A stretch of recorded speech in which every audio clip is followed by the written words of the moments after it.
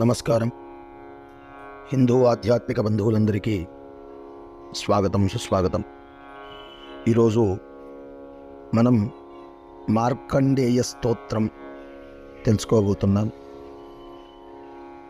ఎవరి స్మరణ చేసిన మాత్రం చేత, ఎవరి యొక్క స్తోత్రాన్ని పారాయణం చేసిన మాత్రం చేత సకల అనారోగ్య బాధలన్నీ కూడా పరిహారమై సంపూర్ణ ఆరోగ్యం కలుగుతుందో వారే శ్రీ మార్కండేయుల వారు.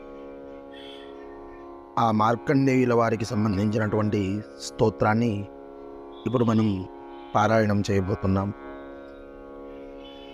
ఈ యొక్క స్తోత్రాన్ని నిత్యం 7 సార్లు కావచ్చు, లేదా 11 సార్లు కావచ్చు పారాయణం చేస్తే సకల అనారోగ్య బాధలన్నీ కూడా